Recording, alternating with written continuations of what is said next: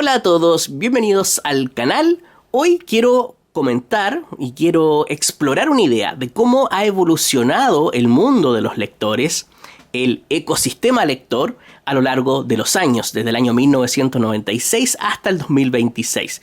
Voy a pasar por el año 1996, por el 2006, por el 2012, el 2016, hasta el 2026. No es... las fechas y las cosas que voy a comentar no son exactas. Yo solo busco hacer un análisis general desde mi punto de vista aquí en Chile y desde lo que yo he vivido personalmente. Es solamente una idea para ver cómo ha evolucionado y cómo nosotros hemos ido cambiando junto a esas transformaciones que han sucedido a lo largo del tiempo. Yo hice este post en Instagram y voy a utilizar las mismas imágenes que hice para esa red social y las voy a colocar aquí.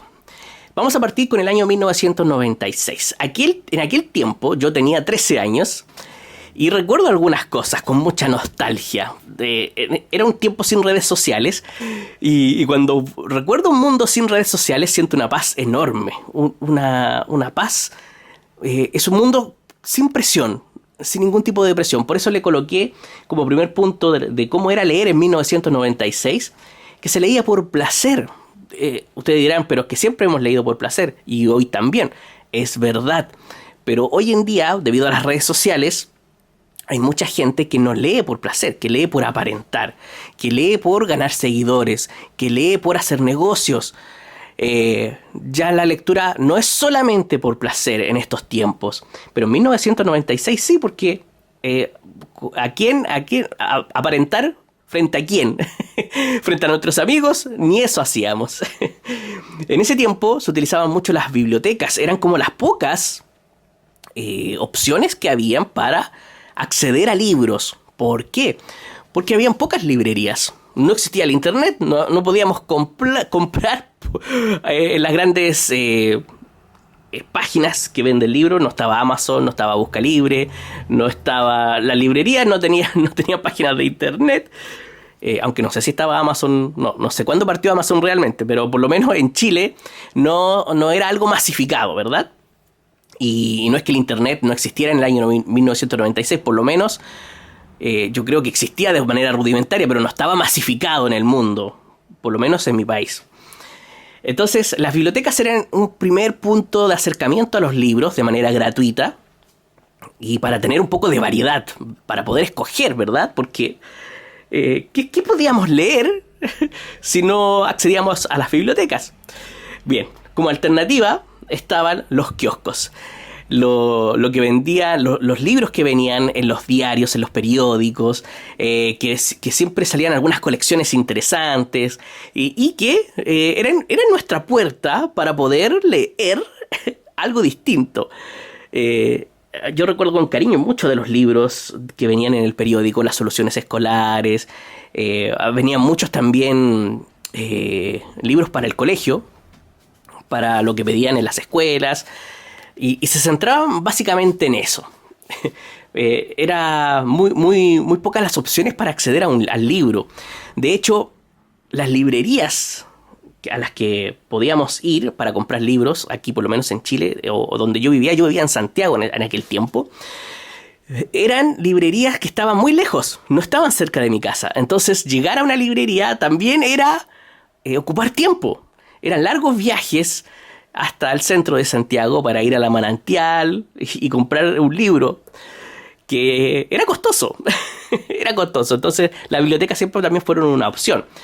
Por lo tanto, la compra de libros era siempre presencial. Y era también era todo un viaje, era toda una experiencia. Salir de tu casa, pasar horas en el transporte público para llegar hasta el centro de la ciudad y comprar tu libro. Y no solamente comprarlo, sino elegirlo, pensar cuál querías y todo el asunto. Y tampoco es que hubiera una gran oferta de libros y una gran variedad. Todo era más limitado en aquellos tiempos. Y por eso también se practicaba mucho la lectura profunda, en la relectura que lo tengo aquí marcado. ¿Por qué? Porque como no podíamos tener el dinero para comprar tantos libros, la lectura no estaba tan masificada, entonces tenías un libro, o quizás lo que compraste en el kiosco, o lo que te llegó en el periódico a la casa. Tenías pocos libros, y de esos pocos libros te los leías rápido. Entonces no te quedaba otra que volver a leerlos. Había que leer y releer, y no tenías por qué apurarte, porque como costaba conseguir un libro, no te apurabas en leer, no tenías tantas opciones. Entonces leíamos tranquilamente, leíamos en paz, leíamos de manera profunda, leíamos sin prisa. Y si se acababa el libro, lo empezábamos de nuevo, o tomábamos otro que ya habíamos leído con anterioridad y lo volvíamos a leer. Eran otros tiempos, con menos oferta, con menos demanda también, y con menos opciones, diría yo. Y eso hacía que leyéramos de una manera más calmada. A ver qué sigue en la lista. Claro, préstamo entre amigos le puse ahí yo, porque era otra forma de acceder a los libros. Yo recuerdo que la primera vez que leí cómics fue porque un amigo me prestó sus cómics. Y me prestó los que a él le gustaban. Entonces había un filtro importante, no me pasó cualquier cómic. Entonces fue una buena experiencia inmediata. Cuando un amigo te recomendaba un libro o te recomendaba un cómic en esos tiempos, era porque sabía que te podía llegar a gustar la temática. Cuando un amigo te recomienda un libro, es siempre porque te conoce un poco.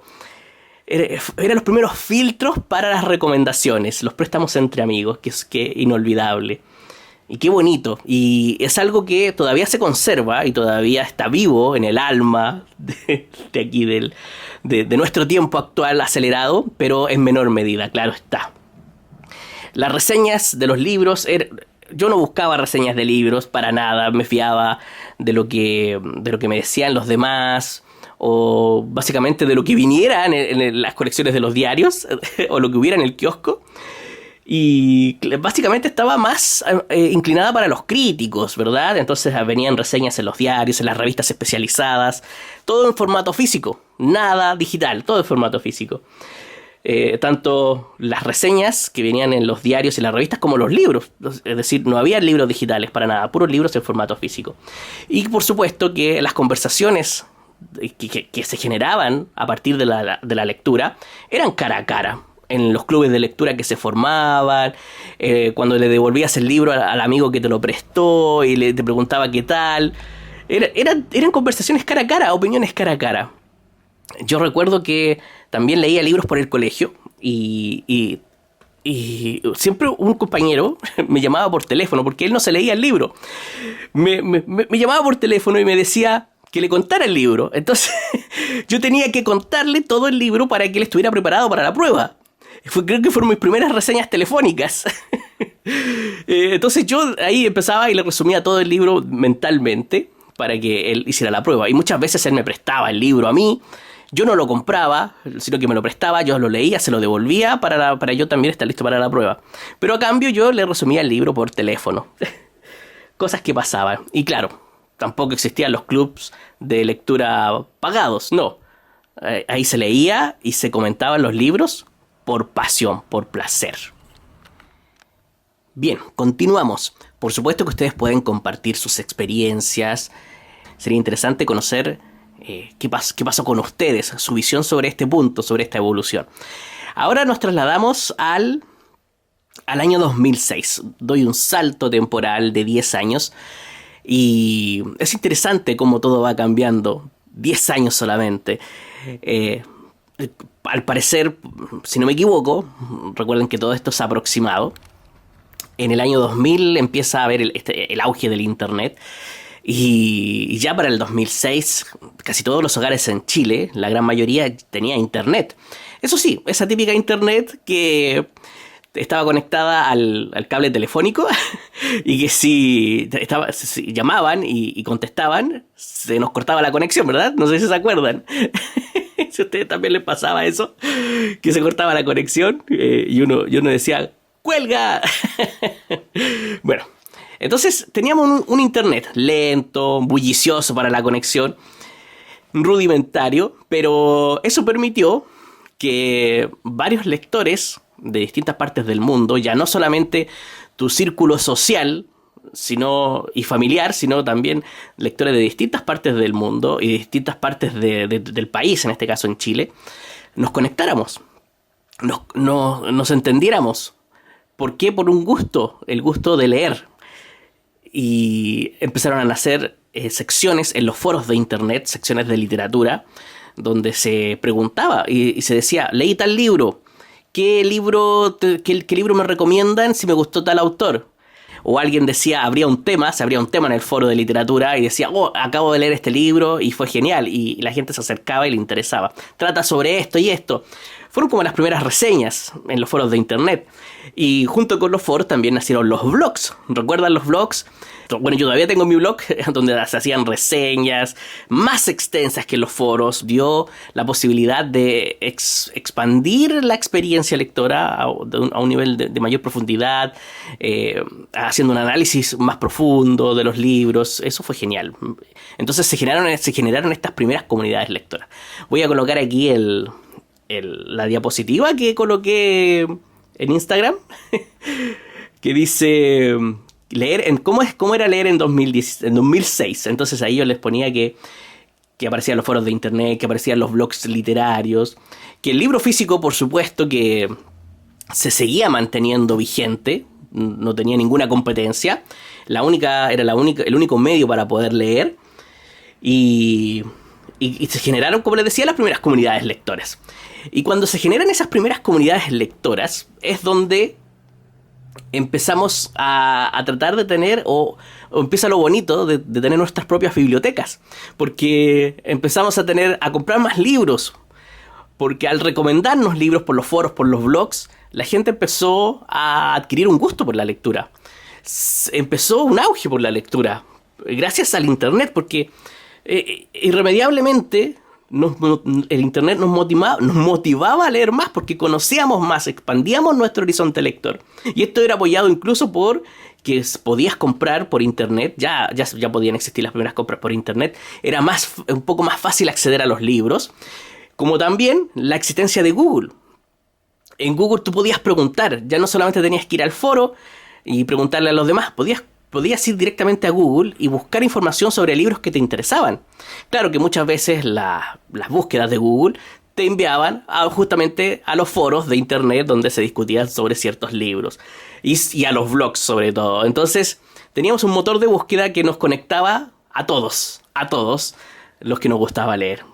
Qué bonito, en ese momento, en ese punto exacto en el 2006, era muy beneficioso el internet. Nos apoyaba mucho a nosotros como lectores. No competía con la lectura todavía el internet.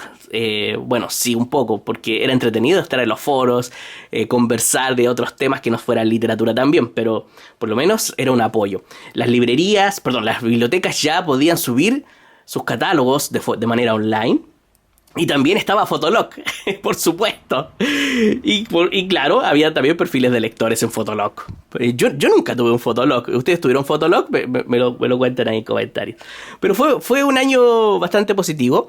Y algo que a mí me dijeron cuando subí esta lámina a Instagram era que no me olvidara de los fanfics.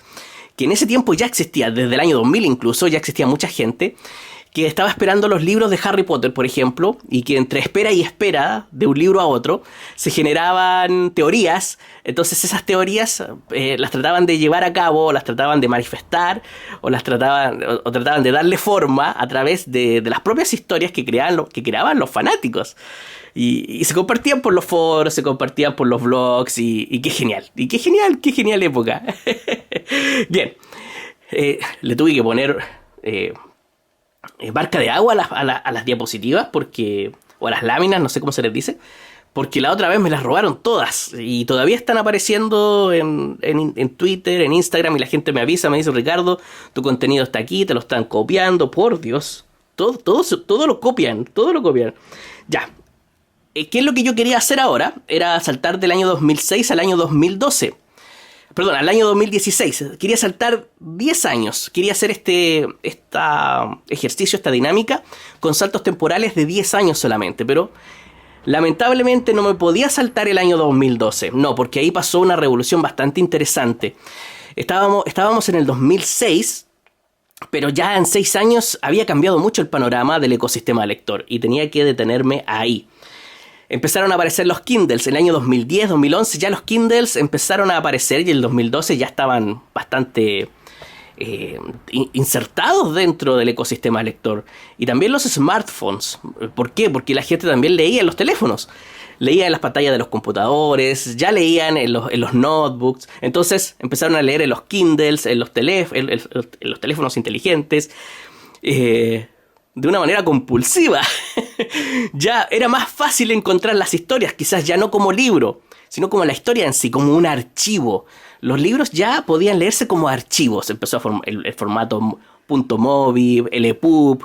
Bien, me interrumpió una bulla que había afuera. Sigamos. Les decía que ya había lecturas en pantalla. Entonces, ¿qué formatos utilizábamos en aquel tiempo? O que utilizaban mucho los fans en aquel tiempo. Los fans de la lectura. Porque recordemos que en el año 2006 tal vez todavía no había un auge tan grande de literatura juvenil. O sea, estaba la literatura juvenil que era la que se escribía para jóvenes, sí, pero no estaban estas grandes sagas, o no recuerdo exactamente cuándo nace Crepúsculo, cuándo nace estas sagas comerciales tan importantes que marcaron una época. Bueno, Harry Potter marcó toda una época, pero ustedes me entienden, que ahora hay un auge mucho más comercial en ese sentido, pero en el 2012 ya estaban empezando a aparecer. Entonces, como no se podían conseguir esos libros en formato físico, y muchas veces no estaban traducidos en español, eran los mismos fans los que los traducían.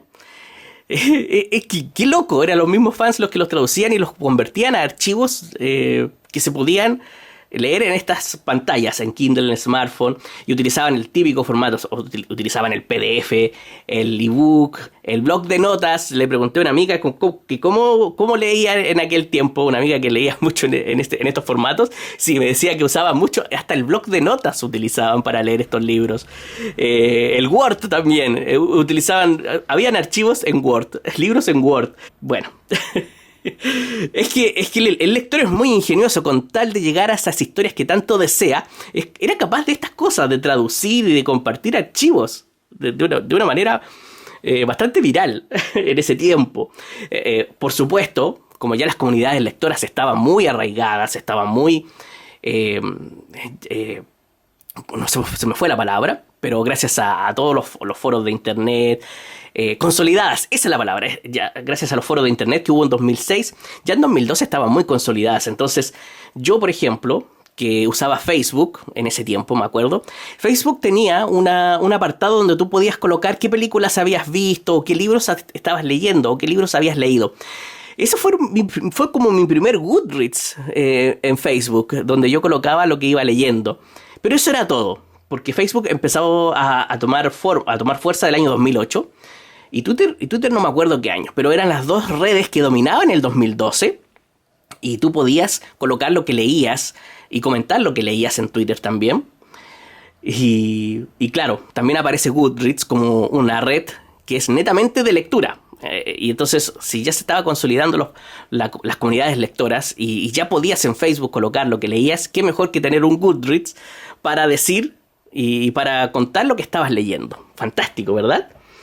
Ya las compras eran mucho más fáciles por internet, ya podías comprar con un clic y empezaban también a aparecer los primeros booktubers. Claro, si había Facebook, si había Twitter, también estaba YouTube.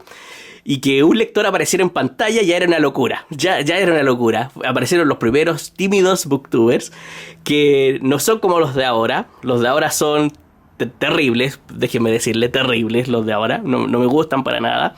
En aquel tiempo no. Eran personas que leían. Hoy no creo que los booktubers sean personas que lean realmente. Hoy parecen hablan de cualquier cosa, menos de lo que leen.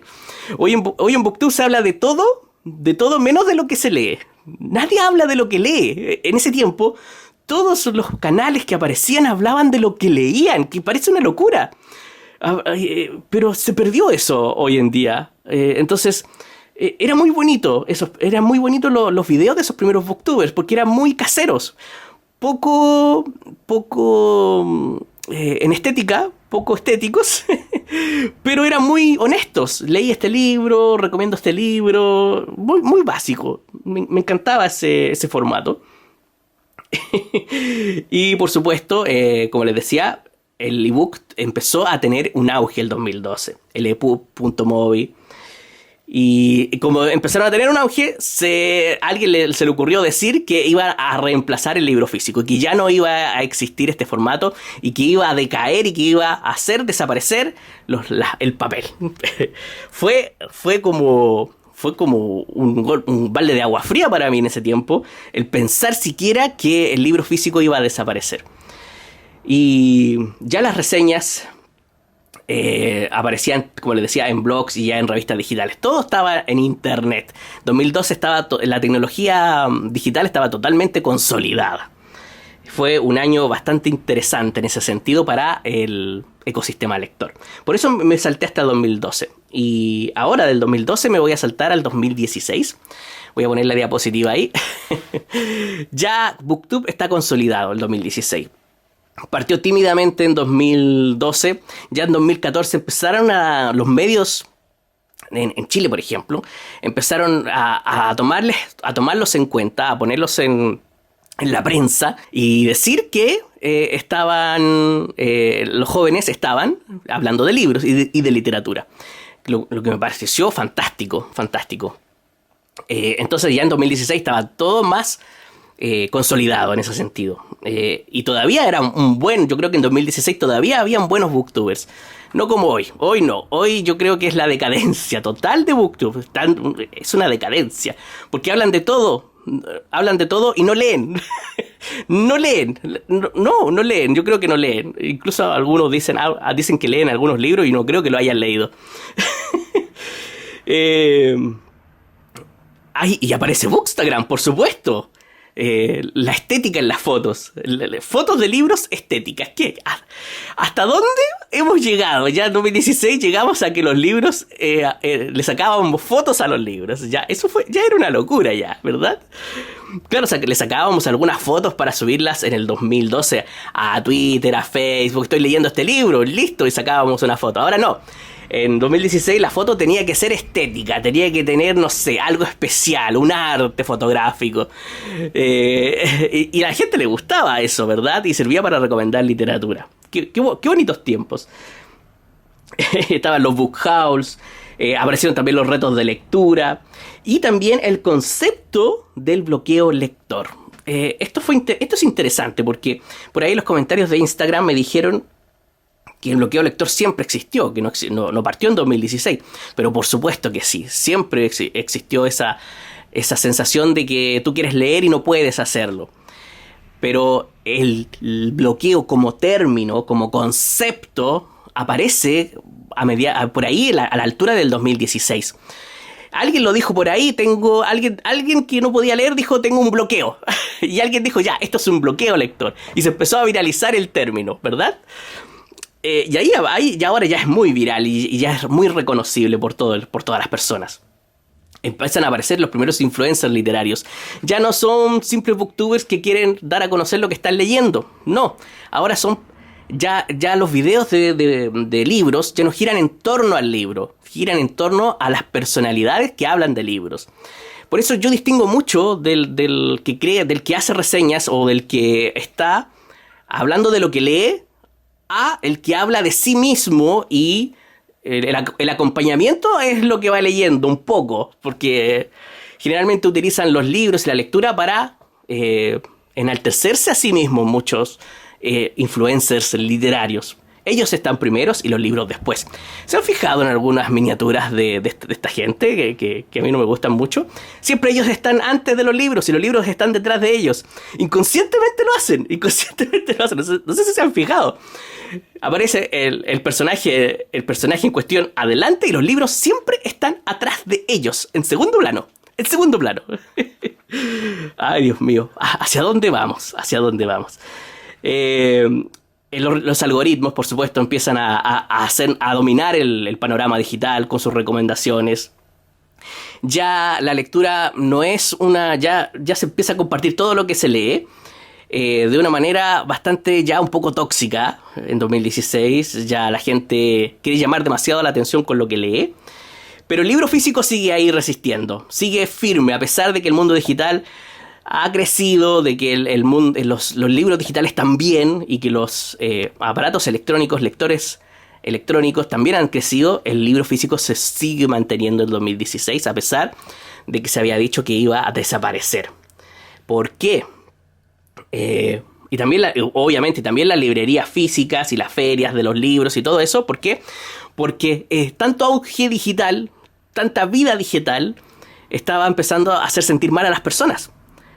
Y el deseo de regresar a su ritmo natural hace que el libro físico se mantenga y que la experiencia de ir a comprar un libro a una librería o una feria del libro también sea valiosa. Que no todo sea inmediato, como comprar por internet o leer un libro digital. Y ahora saltamos al año 2026. Hemos tocado fondo aquí. No, es bonito. Mira, como en toda la vida, como en todas las cosas de la vida, cuando vienen los cambios, son para bien y son para mal. El auge de los audiolibros, en este caso, el auge de los libros digitales, de los ebooks, de los lectores digitales y de las bibliotecas digitales, porque ya ahora hay bibliotecas digitales. Aparecieron y para quedarse. Que tú puedes pedir prestados libros digitales. Por lo menos en Chile existe la Biblioteca Pública Digital. Que tú puedes pedir un libro y digital, lo lees en tu celular y lo devuelves. Es fantástico. Esto es importantísimo porque es un buen acceso al libro. Los audiolibros, los libros digitales, las bibliotecas digitales te dan el acceso al libro que tanto costaba en 1996. Quizás mucha gente en 1996 no podía leer porque no tenía acceso al libro, no era fácil llegar a ellos. Hoy en día es facilísimo llegar a ellos, están en internet, están por todos lados, están a un clic de que tú puedas comprarlos, de que tú puedas pedirlos prestados gratuitamente en la biblioteca. Puedes leer en el celular que tú tienes de manera gratuita gracias a eso, a las bibliotecas digitales. Y me parece fantástico porque muchas personas que estaban privadas de leer porque no podían conseguir un libro, no podían llegar a ellos, hoy se puede y eso es fantástico, positivo y maravilloso. Me encanta. Pero el mismo hecho de tener tanta oferta y tantas posibilidades de lectura a veces nos satura y no nos deja disfrutar de nuestras lecturas porque nos da una especie de ansiedad de querer leerlo todo y entramos a colapsar. Pero hay otras cosas negativas también. Está la inteligencia artificial que empezó a utilizarse desmedidamente para crear libros, para crear historias. Muchos escritores la utilizan hoy en día para escribir sus libros descaradamente, para hacer portadas, para hacer traducciones. Y estamos en un punto importante en que estamos diciendo... Hoy quizás es la última época en donde vamos a poder estar seguros de que estamos leyendo libros escritos por seres humanos. O sea, desde 2026, 2025 hacia atrás, va a ser la única literatura segura de que no hay intervención de inteligencia artificial y que del 2026 hacia adelante quizás todo esté intervenido por una inteligencia artificial en distintos niveles. Y quizás la única literatura real hecha por humanos va a ser hacia el pasado. Me recuerda un poco a Asimov y el fin de la eternidad, ¿verdad? El fin de la eternidad de Asimov y los siglos primitivos. Ay, Dios mío. Bueno, empezaron a aparecer también otros conceptos. La lectura en diagonal, que es esa lectura exploratoria que hacíamos en la universidad, por ejemplo, porque no podíamos leer todas las fotocopias en la universidad.